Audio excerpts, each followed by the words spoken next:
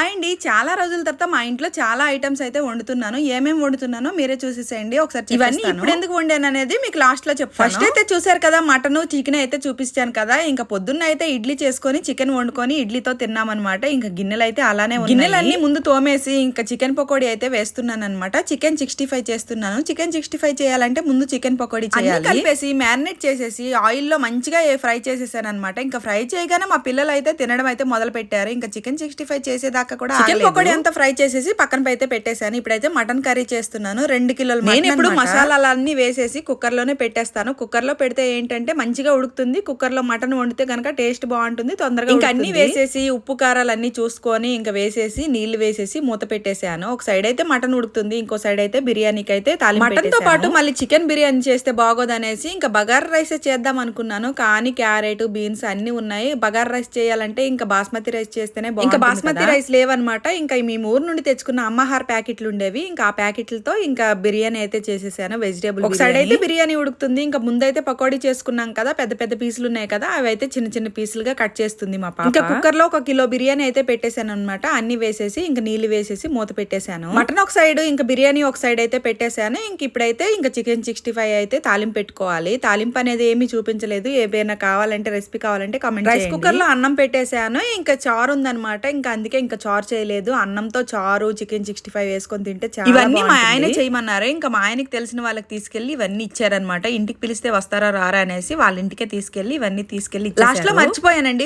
Fridge లో ఇంకా వడపిండి ఉండేదనమాట. ఇంకా వడలు కూడా వేసేసి అన్ని బాక్సులలో వేసేసి వాళ్ళకైతే తీసుకెళ్లి ఇచ్చేసారు. మీకు చూస్తే నోరు ఊరిపోతుంది కదా, కానీ వంట చేసే వాళ్ళకి మాత్రం ఏమి తినాలనిపించదు అనమాట. నేను అస్సలు ఏమీ తినలేదు. ఇంకా నైట్ పూట ఇంకా చారు ఇంకా మటన్ ఇవన్నీ చేసి తినాలంటే ఏదోలా ఉంటుంది అనమాట. ఇంకా ఎవరైనా పెడితే తినాలనిపిస్తుంది, కానీ మనమే చేసుకొని మనమే వండుకొని తినాలంటే అసలు తినాలనిపించదు. ఎప్పుడు ఏది వండుకున్నా గానీ మేము అన్ని ఫస్ట్ టైం కొంచెం కొంచెం తీసి ఒక పక్కన అయితే పెడతామన్నమాట మా ఇంటి పెద్ద. మీరు అలా చేస్తే కామెంట్ చేయండి. వీడియో నచ్చితే ఒక్క లైక్ చేసి షేర్ చేసి సబ్స్క్రైబ్ చేసుకోండి అబ్బా. Bye bye.